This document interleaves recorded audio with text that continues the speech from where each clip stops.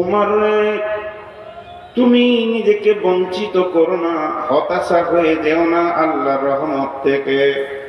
আল্লাহর রহমত কত বড়, কত ওজন, কত লম্বা, কত চওড়া।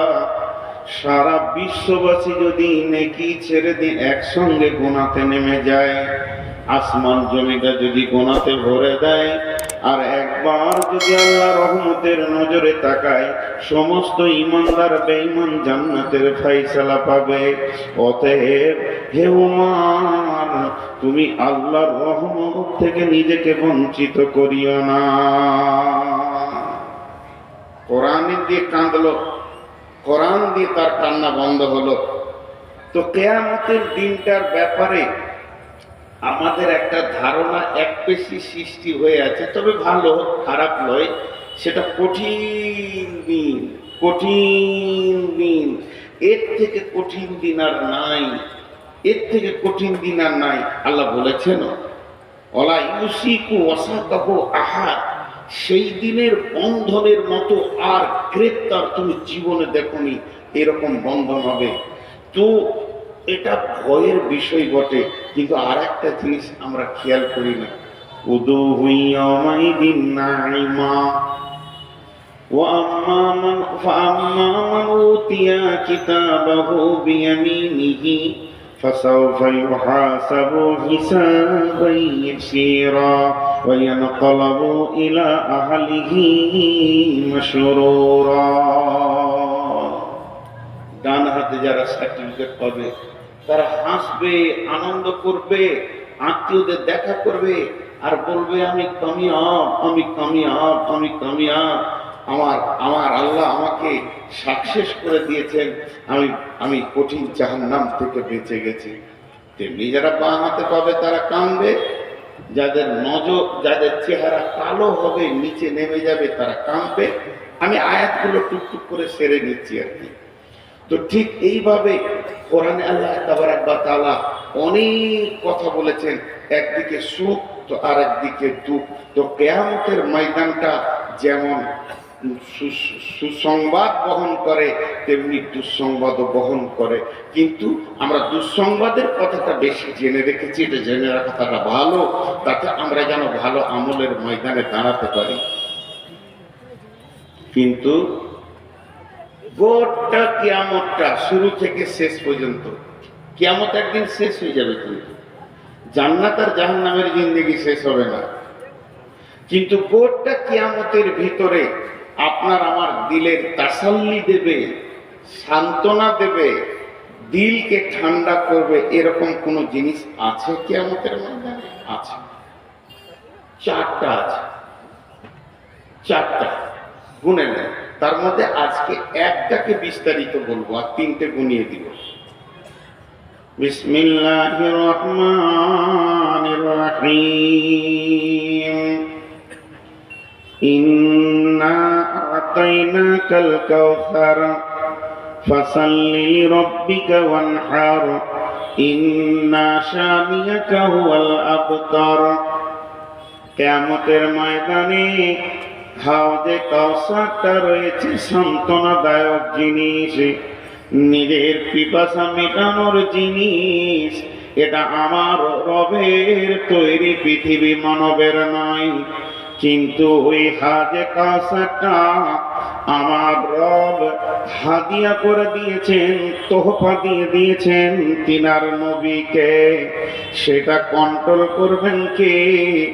আখিরি পয়গম্বর নবী মুহাম্মদুর রাসূলুল্লাহ সাল্লাল্লাহু আলাইহি ওয়াসাল্লাম। সেই হাজ কাউসারটা গোল নয়, সেটা লম্বাও নয়, চৌকান্না হবে। আপনার নজর এক প্রান্ত থেকে আর এক প্রান্ত দেখতে পাবে না, কিন্তু বিরাট লম্বা চওড়া, ওখানে আকাশের তারার মতো অসংখ্য পেয়ালা জুলজুল করে ভাসবে। চারিদিকে ফেরেশতার সিকিউরিটি দেওয়া থাকবে, আল্লাহর হুকুমের সিকিউরিটি থাকবে, অন্য কোনো দিকে পানি পান করা যাবে না। আল্লাহর নবী একই দিকে পানি পান করাবেন এবং উম্মতের হাতে পানি তুলে দেবেন। ওই পানিটার লাভ কি, ওই পানিটার ফজিলত কি, ওই পানিটা পান করলে আপনার আমার কি উপকার হবে?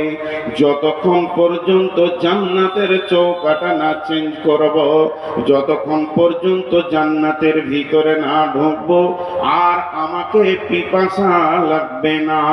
এই হাউজে কাউসারটা আমার রব তার নবীকে আতা করেছেন, তাকে হাদিয়া করেছেন। বিশ্ব নবী কাউন্টিং করবে, তারপরও সে ফেরেশতার সিকিউরিটি থাকবে।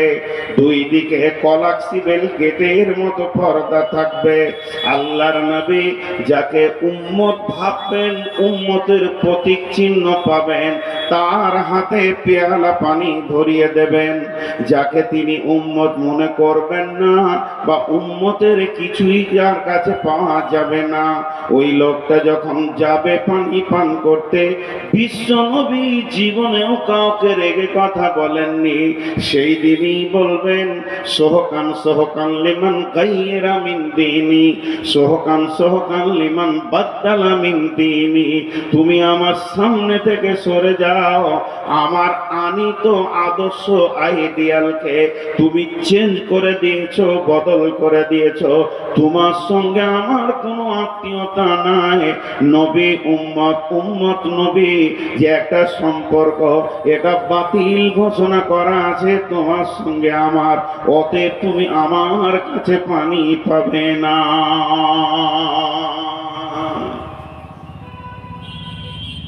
এখন তো পাসপোর্ট মোবাইলে হয়েছে, ঘরে বসে বসে ফর্ম ফিল আপ করে দেবেন। এক যুগে কলকাতায় যে ফর্ম ফিল আপ করতে হতো, সেই যুগে পাসপোর্ট করেছি। তো জানলাতে দাঁড়িয়ে আছি, একটা নামের ভুল হয়েছে, খালি হর্ষটা ব্যাঁকা হয়েছে, একটার সাথে একটা মিলছে না। তো ভিতরে যে কোন ফেরেশতা আছে, ও বলছে তোর এটা মেল হয়নি। তা আমি বলছি স্যার আর একটা ফিল আপ করি। তার আগে দুদিকে দুটো পুলিশ বলছে হট তোর হয়ে গেছে। ভাবলে না যে লোকটা কত কষ্ট করে এসেছে বর্ধমান থেকে, আবার দ্বিতীয় সপ্তাহে গেলাম লাইন দিয়ে। তো ঠিক আল্লাহ রসুলের নারাজি সংবাদটা পাবে তো জাহান্নামের ফেরেশতার ছাপ্পা মারবে, হট তোর হয়ে গেছে। আল্লাহ বহু বেয়াদবি দুনিয়াতে করে নিয়েছো, আর বেয়াদবি তোমাকে করতে দিবে না। একটা জি, যারা রসুলের উম্মত, আমরা দাবিতে 16 আনা যে আমরা রসুলের উম্মত, কিন্তু যদি নবী মুহাম্মদ সাল্লাল্লাহু আলাইহি সাল্লাম নামে একটা গেট তৈরি করা হয়, যেরকম এয়ারপোর্টে ইমিগ্রেশনের গেট আছে, আপনি ঢুকবেন তো ঠিক কিছু নাই, টিক টিক টিক টিক মাল আছে, ধরা পড়ে গেল। তো গেটটাকে তৈরি করেছে যে মালগুলো পারচার করা যাবে না, সেই মালের উপরে তাদের এমন ভাবে সাজানো আছে আপনি পার করতে পারবেন না। যদি ওই রকম হতো যেখানে একটা গেট আছে, যে উম্মত হবে পেরিয়ে যাবে, সাউন্ড হবে না, আর যে উম্মতের বাইরে টিক টিক করবে, তা আমরা একটাও করতে পারতাম না। কারণ আমাদের অবস্থা কি, মাথার চুল থেকে নিয়ে পা পর্যন্ত রসুল একটু নাই। পানি পান করছে বাম সাউন্ড কি, ডান হাতে পানি পান করে না, আর স্টাইল করে বাম হাতে খাচ্ছে। জি, খাওয়ার শেষে দোয়া, এটা আবার এই আধুনিক দোয়া। কোন জায়গায় রসুল নাই, না পেচ্ছাবে আছে, না পায়খানাতে আছে, না শোয়াতে আছে, না খাওয়াতে আছে। কথায় কথা মনে পড়ে যায়, 68 বছর বয়স, 8টা ছেলের বাপ, টাকা আছে, হজ করে এসে বাড়িতে ফিরেছে, হাজি সাহেব মানুষ, ফরজ গোসল জানেন। এবার বলেন ওর জীবনের নামাজগুলো কবুল হয়েছে কিনা মুফতি সাহেব। 8টা ছেলের বাপ, যে কাজে ফরজ গোসল করতে হয় সে কাজ ওর দ্বারা হয়েছে। হজ করে আসার পর মসজিদে জিজ্ঞাসা করা হচ্ছে গোসলের ফরজ কি বলতে জানি না, বলুন ওর জীবনের নামাজ। আর বাইতুল্লাহ থেকে এসে কি হালাতে, সেটা পাক হালাতে না না পাক হালাতে। আজকে আমরা রসুলের কাছে পানি পান করব, হবে না।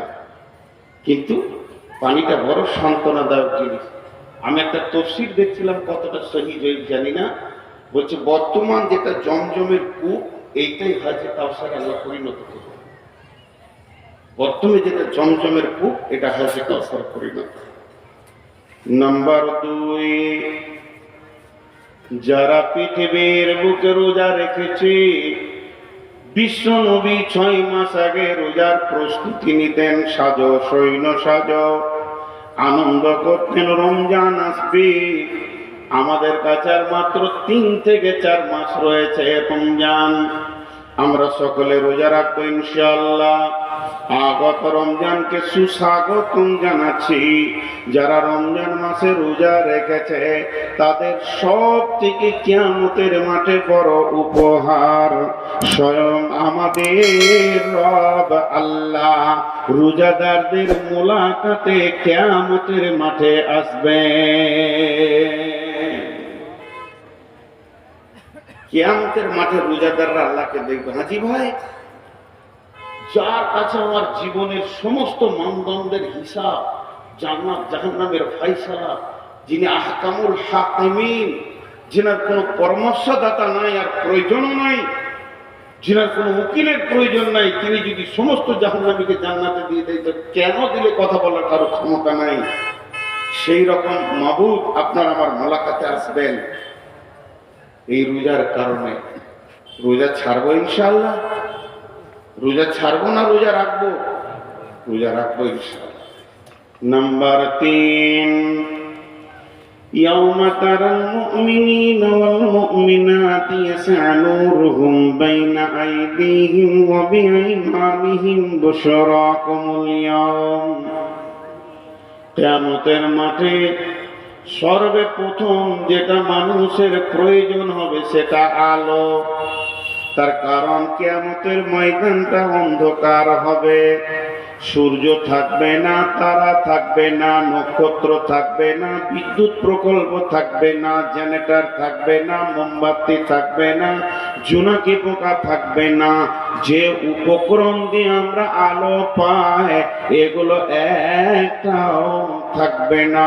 কিয়ামতের ময়দানটা চমকাবে একটা আলোতে। ও আশরাকাতিল আরদু বিনূরি রাব্বিহা, আমার রবের নূরে কিয়ামতের ময়দান চমকাবে। তবে তার ও নূরের ভিতরে থাকবে কুদরতি ক্ষমতা। বেঈমানরা সে নূর দেখতে পাবে না।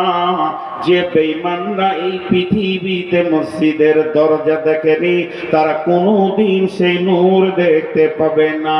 ওই দিন নূর দেখবে কে? ওই দিন নূর দেখবে যে 5 ওয়াক্ত সালাতে হাজির দিয়েছে।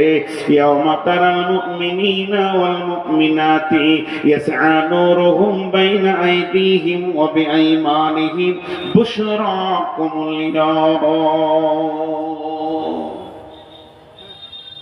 তিরমিজি যখন পড়ছিলাম তো একটা হাদিস পেয়েছিলাম যে এই হযরত আবু হুরায়রা উযু করছে, তেমনি করে পানি নেই, মানে এই পর্যন্ত টানছে। এই পর্যন্ত কোরআনে আছে ফাকসিলু উজুহাকুম ওয়া আইদিয়াকুম ইলাল মারাফিক, এই পর্যন্ত ও একটু বেশি করে টানছে। হযরত উমর রাগী মানুষ, দেখতে দেখতে, আর ই যত রাগী তত নরম, জীব যত নরম দাঁত তত শক্ত থাকে পাশে পাশে। ঠিক আবু হুরায়রা আর হযরত উমর দুটি পাশে পাশে, মহব্বত খুব, কিন্তু খুব নয়।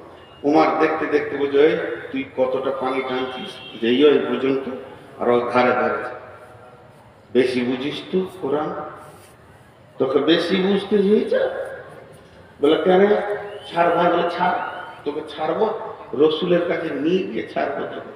নবীজির কাছে নিয়ে গেছে, তা আবু হুরায়রা নরম মানুষ, খাবো, এই ছাড়ো ছাড়ো। কি হলো? ইয়া রাসূলুল্লাহ, উজুতে হাত কতটা ধোবো? এই কোনায় পর্যন্ত, মারাফিক এই কোনায় পর্যন্ত। তখন বলছি কতটা টানছে দেখেন, এই পর্যন্ত। যে নবীজি বললেন, আবু হুরায়রা তুমি কি কোনায় থেকে আরো বেশি টানছো? বলেছি হ্যাঁ। পারমিশন দিল কে? তখন আবু হুরায়রা বলছেন, দয়ার রাসূল গো, আপনি বলেছেন উযু করার কারণে উযুর জায়গাগুলো কিয়ামতের ময়দানে নূরে ঝকমক করবে। আমি সেই জন্যে উযুর পানিটা একটু আগে বাড়িয়ে নিচ্ছি, আমার মুখটা যেন আরো বেশি হয়ে যায়। আল্লাহ নবী বললেন, উমর রে ছেড়ে দাও, ওর তো উযুর নিয়ত নয়, নূর বাড়ানোর নিয়ত। উযু তো হয়েই যাবে। তাহলে উযুর পানির ভিতরে রয়েছে গুণ। যে উম্মত উযু করলো না, যে গোলাম উযু করার মতো কাজ করলো না, সে মাবুদের নূর কিয়ামতের পাঠে পাবে না, অন্ধকারে থাকবে। কিন্তু যারা নামাজ রোজা করেছে, ও আশরাকাতিল আরদু বিনূরি রাব্বিহা, আমাদের রবের নূরের তাজাল্লিতে কিয়ামতের ময়দান ঝকমক করবে। একটা মজার কথা আপনাদেরকে বলে দিই। সবাই জমা হচ্ছে এখানে, দিয়ে মাদানী ভাই বড় বড় গরু এনেছে, স্পেশাল মাছ, ইনশাল্লাহ পেট ভরে খেলে ডায়রিয়া, অর্ধেক তেল অর্ধেক চর্বি। সবাই আমরা বসে গিয়েছি, কিন্তু ধান্দা তো ওইদিকে লেগে আছে যে কখন ডাক পড়বে। এটাকে উদাহরণ দিচ্ছি। কিন্তু আপনি গেটে ঢোকার সঙ্গে সঙ্গে আপনাকে টিকিট দিয়ে দিয়েছে, এখনো খাবার ডাক পড়েনি। টিকিট পেয়েছেন মানে আপনার থালা লেগে গেছে। কথাটা বোঝাতে পারলাম? তো কিয়ামতের মাঠে আপনি যখন উঠবেন, এখন বিচার হবে, ফায়সালা হবে। কিন্তু যদি আপনার উজুর জায়গাতে নূর লেগে গেছে মানে আপনি বুঝলেন যে কাজ হয়ে গেছে। কোরআন বলছে, ইয়াওমা তাবিয়াদ্দু উজুহু ওয়া তাসওয়াদ্দু উজুহু فأما الذين ابيضت وجوههم ففي رحمة الله هم فيها خالدون। সেই কিয়ামতের দিনে কিছু চেহারাতে নূরে ঝকমক করবে, আর কিছু চেহারা কালো হবে। তবে যাদের চেহারাতে নূর লেগে যাবে, হিসাবের আগে তুমি বুঝে নাও তুমি আল্লাহর রহমতের আয়াতভুক্ত চলে এসেছো, তোমার আর চিন্তা নাই। অতএব মুসলমান, কিয়ামতের মাঠে আল্লাহর নূর এবং দিদার যদি নিতে হয়, নামাজ আর রোজা দুইখানা ইবাদতকে মজবুত করতে হবে। চারটা সান্ত্বনাদায়ক জিনিস বলেছি, তার মধ্যে তিনটে বলা হলো। একটা হাউজে কাউসারের পানি, একটা আল্লাহর দিদার, আর একটা হলো আল্লাহর নূরের তাজাল্লির জ্যোতি। তিনটে বলা হলো, একটা বাকি আছে, এইটি বিস্তারিত বলবো। আর একটা কি আছে? মনের সান্ত্বনা, দিলের তাসাল্লি দেওয়ার মতো। থাকবো কোথায়? গাছ থাকবে না, পালা থাকবে না, ছাদ থাকবে না, মাথার উপরে সূর্য থাকবে, মাটি তাঁতা করে তামার মতো জ্বলবে। কিয়ামত এই মাটিতেই হবে, যেটাতে আমরা বসে আছি, এই জমিনই কিয়ামত হবে। তাহলে যাব কোথায়? নদী নাই, নালা নাই, পুকুর নাই। এক কথায় বুঝলেন, এই রুটি মা বোনেরা যে রুটি সেঁকে খোলাটা, ওই রকম গোল পৃথিবীটা একটা খোলার মতো হয়ে যাবে। উঁচু নিচু, আপার ডিপার, পাহাড় পর্বত, নদী খাল বিল কিচ্ছু থাকবে না। 40 বছর পৃথিবীটা শূন্য অবস্থায় পড়ে থাকবে। অনুফিকা ফিসসুরি ফাসরিকা মান ফিস সামাওয়াতি ওয়া মান ফিল আরদি ইল্লা মান শাআল্লাহ সুম্মা নুফিকা ফিহি উখরা। যখন দ্বিতীয় সুর ফোঁকা হবে, এই মধ্যখানে 40 বছর একদম কইলেন হয়ে যাবে। দাঁড়াবো কোথায়? ছায়া তো নাই, ঘামে ডুববে মানুষ, বিকট চিৎকার করবে, কিন্তু মত হবে না। দাঁড়াবো কোথায়? একটা ছায়া থাকবে, মাত্র একটি ছায়া। আল্লাহ নবী বলছে। এটাই আমার বক্তব্য আজকে। وعن أبي هريرة رضي الله تعالى عنه قال قال رسول الله صلى الله عليه وسلم سبعة يظلهم الله في ظله يوم لا ظل إلا ظله কঠিন কিয়ামতের দিনে কোনো ছায়া থাকবে না, পাহাড় পর্বত থাকবে না, গাছপালা থাকবে না, যার ছায়াতে গিয়ে একটু জনতাকে রেস্ট নিব। আল্লাহর নবী বলছেন একটা ছায়া থাকবে, সেই ছায়াটার নাম আল্লাহর রহমতের ছায়া। পূর্ব যুগ থেকে শুনে এসেছি আরশের ছায়া, কিন্তু হালাকে সেটা সত্য হচ্ছে আল্লাহর রহমতের ছায়া। ওই ছায়াতে কিছু মানুষ জায়গা পাবে। বিশ্বনবী বলছেন 7 জন লয়, বিশ্বনবী বলছেন 7 শ্রেণীর মানুষ পৃথিবীর বুকে যারা আমল করেছে, 7 ধরনের মানুষ, তাদের ওই ছায়ার ভিতরে কোটা লেগে থাকবে। তারা নিশ্চিন্তে সেই ছায়াকে উপভোগ করবে। একে তো হাউজে কাউসারের পানি পেল, আর আল্লাহর রহমতের ছায়া পেল। মানে এখানেই জেনে নিতে হবে পৃথিবীর এসি ফেলিওর হয়ে যাবে। সেই ছায়াটা কেমন হবে? এটা বৈজ্ঞানিকের তৈরি এসি যদি এত শীতল হয়, এত মনোরম হয়, মনোরঞ্জন হয়, আমার রবের ছায়াটা কত মনোরম মনোরঞ্জন হবে, কত সুন্দর হবে। সেই রবের আমার রহমতের ছায়াতে জায়গা পাবে। কে বলছেন? কে বলছেন? বিশ্ব নবী বলছেন। কে পাবে রে? 1 নম্বর তুমি এসো, 2 নম্বর তুমি এসো, 3 নম্বর তুমি এসো। এই বলে তাদের কোটা লেগে যাবে, জায়গা পেয়ে যাবে।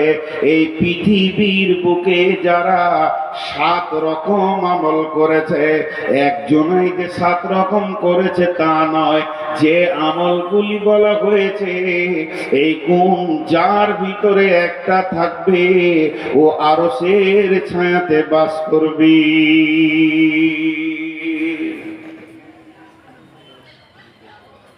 এটা উঠছে কেন? 12টা যে বাজে নাই বাপজি। এরা বলছে তুই থাকবা, তোর বাপ থাকুক, আমাদের আরশের ছায়া দরকার নেই, পেট ভরে বসছি সেগুলো কর। জি, রাগ করিয়েন না বাপ, যা আল্লাহ সহি সালামতে বাড়ি পৌঁছিয়ে দেয়, যেন রাস্তায় কোনো অসুবিধা না। জি, এটা শীতের সময় তো, যারা সুগারের রোগী হয় তাদের অনেক রকম কষ্ট হয়, বয়স্ক মানুষ, ঘন ঘন পেশাব লাগবে। তো আমি আপনাদের সামনে সেই 7 শ্রেণীর গ্রুপটা আজকে বলবো। কিয়ামতের মাটিতে সবটাই জান জ্বলে যাবে তা নয়, অনেক সান্ত্বনাদায়ক জিনিস আছে যেগুলোকে আপনাকে আমাকে গ্রহণ করে নিতে হবে। তার ক্যাপাসিটি রসুল বলে চলে গেছেন, সেটা কোন ধরনের মানুষ ওই জায়গায় স্থান পাবে। Number 1,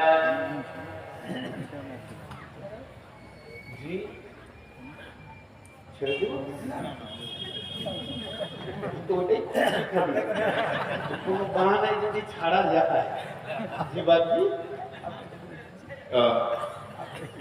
number 1, ইমামুন আদিলুন। কথাটা ছোট কিন্তু কাজটা বিরাট বড়।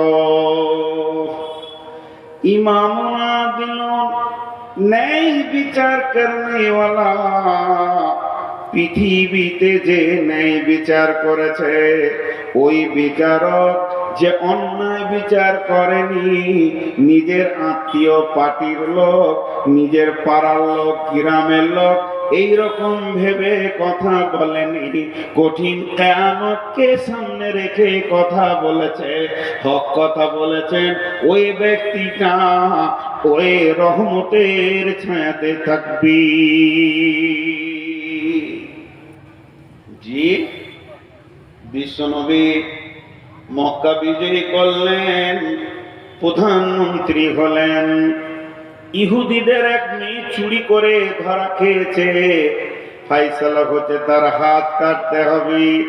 যখন এই ফায়সালা এসে গেল, ইহুদিরা এসে বললেন, ইয়া রাসূলুল্লাহ, আমরা এখনো ইসলাম মানিনি, কোরআন মানিনি, তবে কোরআনের বিচার কেন নেব? আমাদের বিচারটা তৌরাত থেকে করে দিতে হবে, যেহেতু আমরা তৌরাতের আওতাভুক্ত নিজের জীবন চালাচ্ছি। কিন্তু তাদের জানা ছিল না আল্লাহর নবী একজন সাহাবীকে তৌরাতের পণ্ডিত করে নিয়েছিলেন, হাফিজ করে নিয়েছিলেন। নবীজি বললেন, ঠিক আছে, যাও তোমরা তৌরাতের পণ্ডিত নিয়ে এসো এবং মুজরিমকে নিয়ে এসো। তারা সেখানে এসে হাজির হলো। তারা তাদের হাফেজ গুলোকে বলতে বলতে এলো, তোদেরকে কিছু টাকা দেওয়া হবে, যে জায়গায় হাত কাটার কথা আছে ওই শব্দটাকে চেঞ্জ করে দিয়ে ওই শব্দটাকে বাদ দিয়ে লাফিয়ে তুই পড়ে নিবি, তাইলে আমার মেয়ের হাত কাটাটা বন্ধ হয়ে যাবে।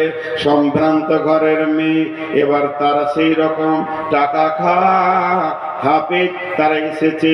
নবীজি বললেন, বলো চুরির শাস্তি কি তৌরাতে আছে?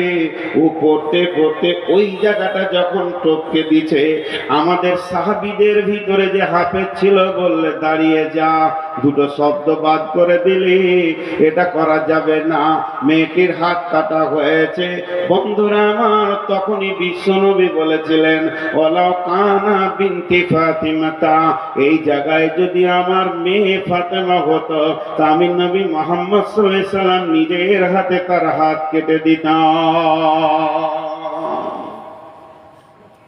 জি ভাই, এখন ন্যায় বিচার পাওয়া যাচ্ছে পৃথিবীতে।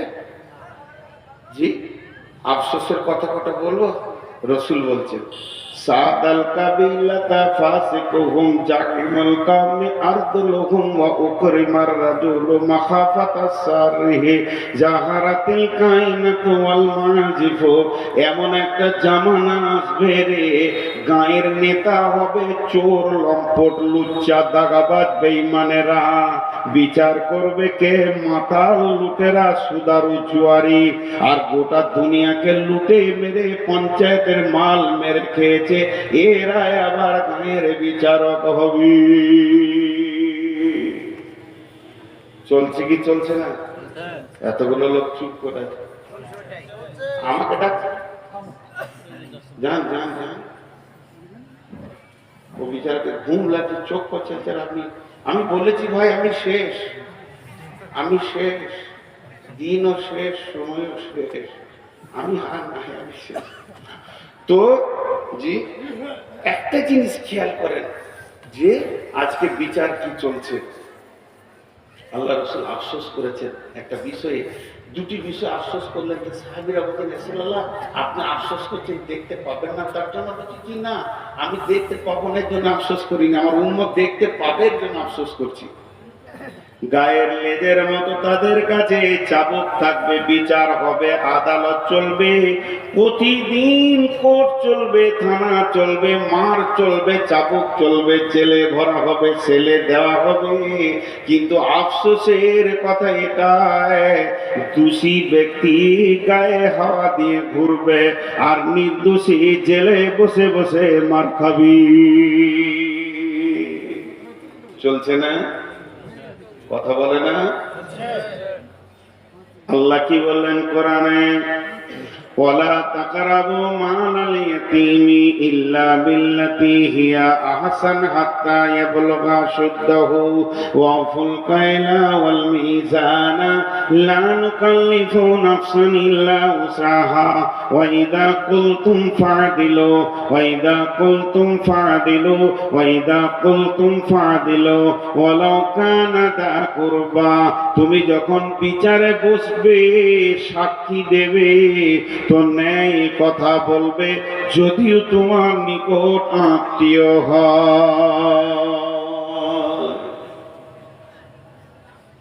একটা ছেলে 4 চাকা গাড়িতে লাগিয়ে দিয়েছে মোটর সাইকেল, এইখানে উদাহরণ দিচ্ছি আপনাদের বর্জনলাতে। আর গাড়িটা আসছে কোথা থেকে? পাকুড় থেকে। সে গরিবের বাচ্চা বিচারাকে 400 টাকা দিয়ে বলেছে মালটা ঢেলে দিয়ে আজকে ঘুরে এসে খাবি। ব্যাগ তার চুন চুন করছে। আর যে টোটোওয়ালাদের অত্যাচার চলছে রোডে, আল্লাহ মাফ করবে। এই যে করোনা ভাইরাসের থেকেও কঠিন ভাইরাস। চার চাকা নিয়ে চলা যে কত কঠিন। আমি ড্রাইভারকে বলি টোটো দেখে সাবধান হবে, এলপি গাড়ি থেকে সাবধান হতে হবে না, তাদের ঠিক আছে, কিন্তু এদের কোনো ঠিক নেই। একটা প্যাসেঞ্জার দেখে নিয়েছে, ভয়ঙ্কর ব্রেক করে দিলে, ওই বাড়ি থেকে আসছে, এইখান থেকে ব্রেক করে এমনি করছে, যাবে নাকি? তার মানে যে চেপে আছে সেই না লীলা করছে, জানা যাবে এদের যা চরিত্র। তো ন্যায় বিচারের ব্যাপারে আমি আপনাদের সামনে যেটা বলছি, যে একটা গাড়িকে টোটোতে লাগিয়ে দিয়েছে, এলপি গাড়িতে। দোষ টোটোওয়ালা, অন্যায়ের বেলাইনে ছিল। ওটা বড় গাড়ি একটু লেগেছে, তো এর একটা চাকা চলে গেছে, ভেঙে গেছে। এখন ওকে কলার ধরে নেমে মারছে, চলছে মার। ও মারতে মারতে ওর বন্ধু এসে বলছে, তাহলে আমিও অনেকদিন মাঝখানি দেখা যেতে চুলতে হিলিতে, ও মারলে। এখন মানে বর্তমান যুবকদের একটা ভাইরাস, লম্বা চুল আর খালি মাথাটা এমনি করছে, হাতটা খালি এমনি করছে, হাতটা খালি এমনি করছে। আজকে টোটোতে এমন 53 থেকে 54 বার গেলে এইখানে আস্তে আস্তে হাঁটে। আমি তুমি খুব কষ্টে আছো বলো, আজাব চলছে। হ্যাঁ, তো চুলের উপরে এগুলো এই মার ভোর করে ওকে করে দিল। কিন্তু একদিন ন্যায় বিচার হবে। তো এবার বিচার চলছে। টোটোওয়ালা ঝরে গলা বেঁধে, কি ভেবেছিস? কিন্তু আসলে গাড়িটা ছিল কোম্পানি, টোটোওয়ালাকে খবর নেই। যখন ওর ড্রাইভারের নাক দিয়ে রক্ত আর রক্ত ভিডিও কল করে দেখিয়েছে, কোম্পানির মাথা গরম। তাদের ইন্স্যুরেন্স করা থেকে 23 লক্ষ, 40 লক্ষ, 5 কোটি, 15 কোটি, 16 কোটি। জি, শিল্প ব্যাংকে শুধু অ্যাকাউন্ট খুলতে গেলে 10 কোটি টাকা লাগে, অ্যাকাউন্ট খুলতে, রানিং করতে। তো সেই রকম তারা বড় কোম্পানি, মনে রাগ হয়েছে, 4খানা কেস ঢুকেছে।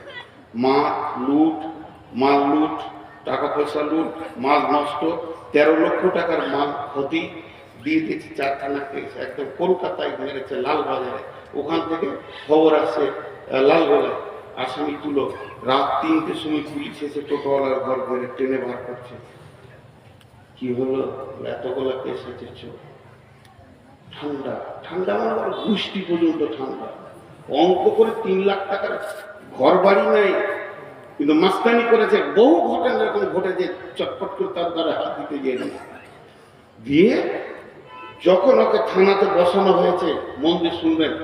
একদিকে ও তো বসিয়ে আছে, থানা বড় বলছে বস, বসলো। একদিকে এসপি, একদিকে ডিএম, একদিকে এসটিও, আর একদিকে আরো কিছু কোম্পানির লোক। এরা টিম নেমে গেছে। তখন বলছে, তুই লাগিয়েছিলি না গাড়িটা লাগিয়েছিল? তখন গলার ভিতর তো আজকে করে কেন বলছিস? তুই সেই দিনই কেমন করছিলি? সেদিন মেরেছিলি, সেই দিন তোর গলার সাউন্ডটা কেমন ছিল, আজকে কেন হালকা হয়ে গেল? আদালতের মাঝে পড়েছো, সৈন্যের মাঝে আছো, এখন তোমার সমস্ত আম শুকিয়ে চুর হয়ে গেছে। এখন তুমি আর আমরাও, তোমার নাম আমচুর। টেনেও সোজা করা যেছে না। বড়বাবু বলছে গলা ছেড়ে কথা বল, পানি খা। বলছে স্যার ভুল হয়ে গেছে, চলবে না।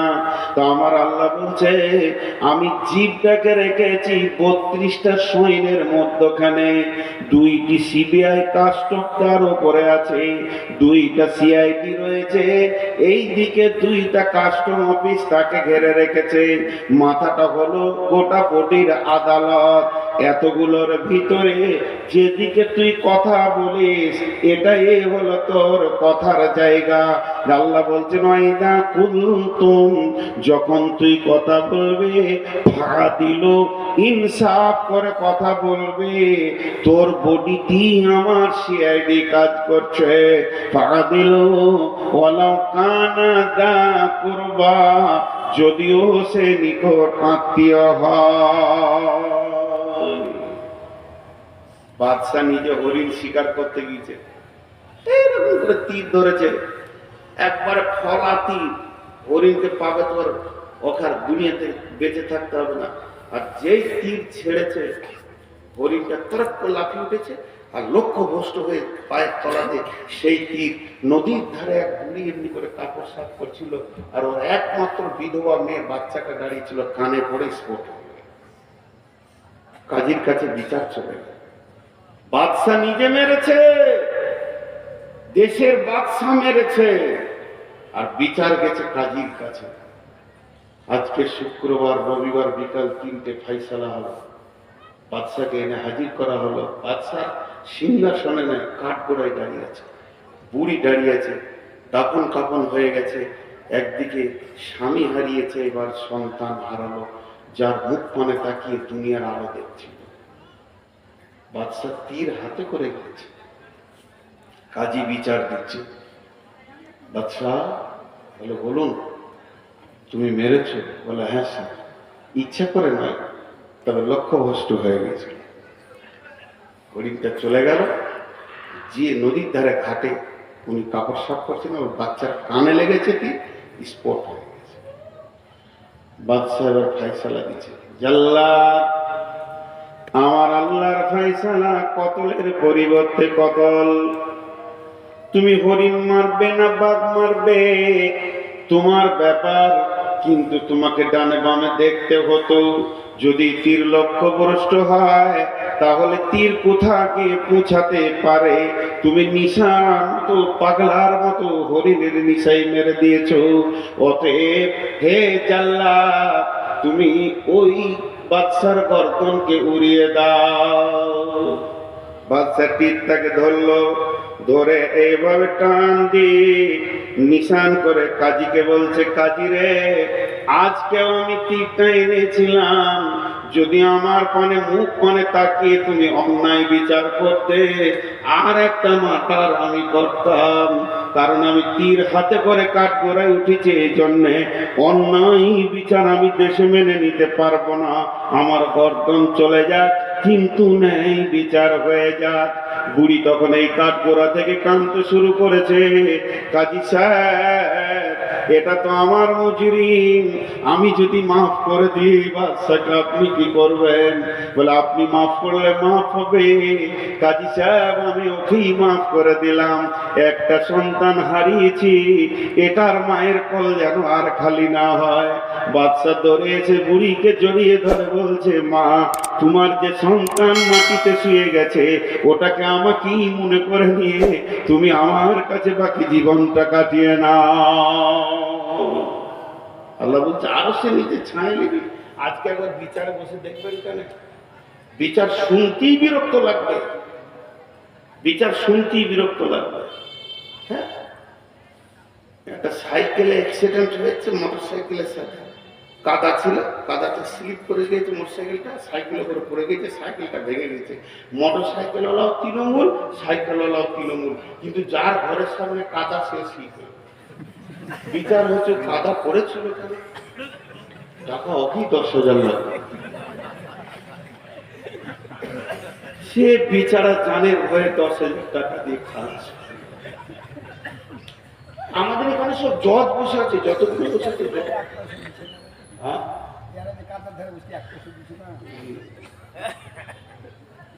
শুধু ন্যায় বিচার নিয়ে কথা বললে অনেক কথা চলে আসে। নাম্বার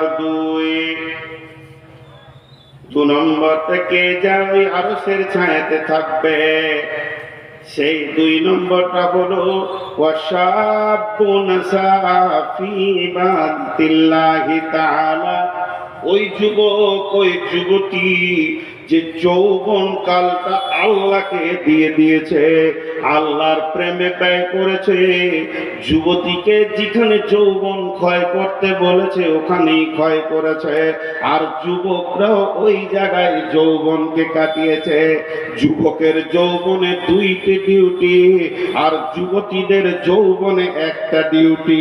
যুবতীদের যৌবন, যুবকের যৌবনে পুরুষের যৌবন কাল 2টি কাজ করবে। একটা কাজ করবে কে?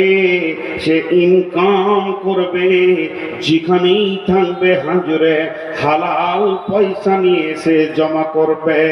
আল্লাহ বলেছেন, ফাইদা কুদিয়াতিস সালাতু ফান্তাশিরু ফিল আরদি ওয়াবতাগু মিন ফাদলিল্লাহি ওয়াযকুরুল্লাহা কাসীরান লাআল্লাকুম তুফলিহুন।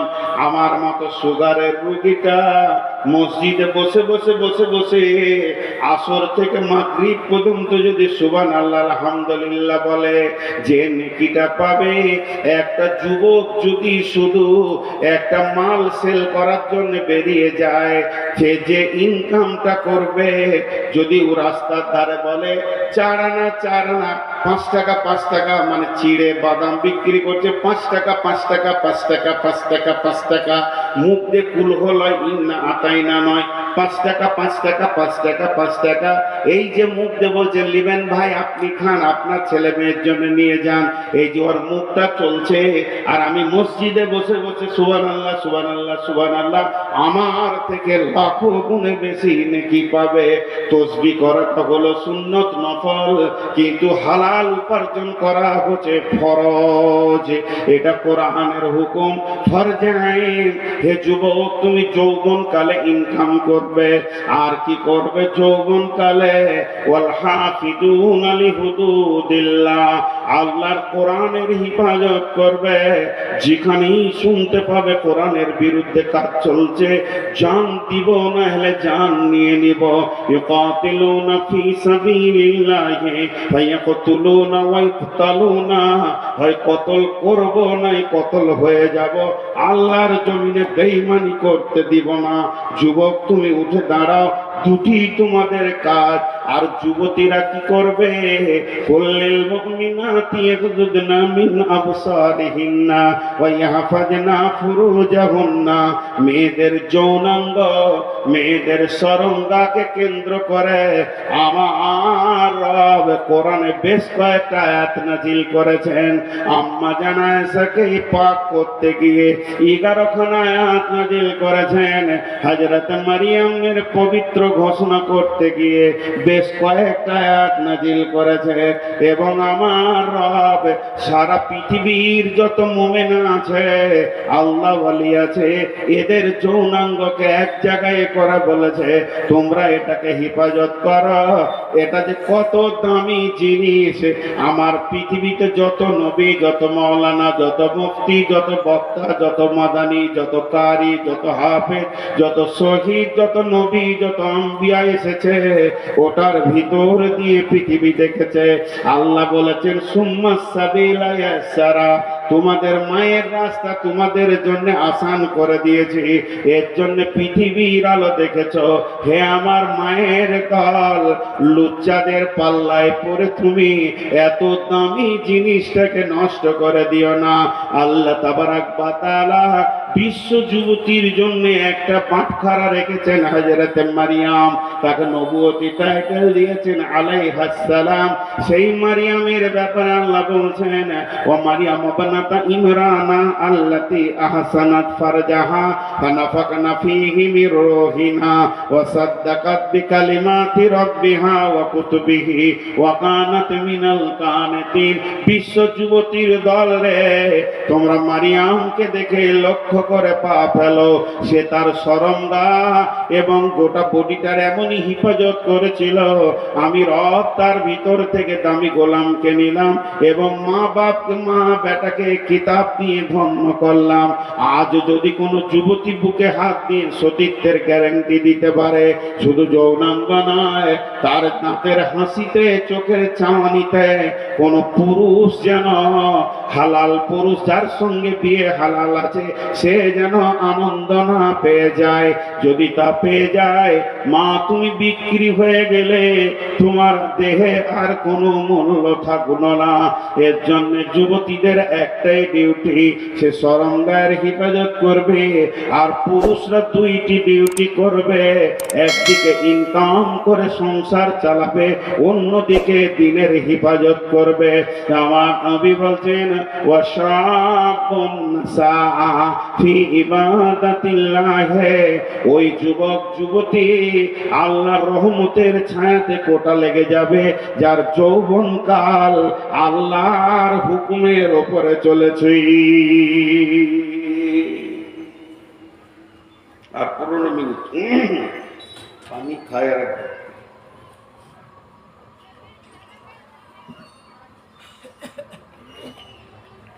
জি, নাম্বার 3, ওয়ারাজুলুন কালবুহু মুআল্লাকুম বিল মাসাজিদি। বিরল বর্ডারে ঢুকেছি আমি বাংলাদেশ, ওই রাধিকাপুর হয়ে দিয়ে সমস্ত পাসপোর্টের কাজ হয়ে গেল, ভোগ লেগেছে, তাই একটু হোটেলে গেলাম। তো বলছে কি খাবেন? আমার ছোট মাছ আছে। আমরা বলি ছোট মাছ, ওরা বলে গুঁড়া মাছ। তো গুঁড়া মাছ আছে, বলে আছে, দাও 1 প্লেট। দুজন আছি আমরা, 2 প্লেট দাও। তো আলুর সঙ্গে রান্না করেছে। তো টোটালটা যদি 200 গ্রাম ওজন হয়, যে তরকারিটা দিয়েছে 100 গ্রাম ওজন হবে, তো মোটামুটি 100 গ্রামে 98 গ্রাম আলু আর 2 গ্রাম মাছ। তাই আমি হোটেলওয়ালাকে বলছি, মাছে আলু না আলুতে মাছ? আপনি হিসাব করেন। বলছে হুজুর আপনাকে তো করা যাবে না। বলবো না, মাছে আলু হতে পারে, 2টা আলু দিলেন, কিন্তু আপনি আলুতে মাছ দিয়েছেন। আমি তো আলু চাইনি ভাই, মাছ চেয়েছি, আপনি দাম দেবেন।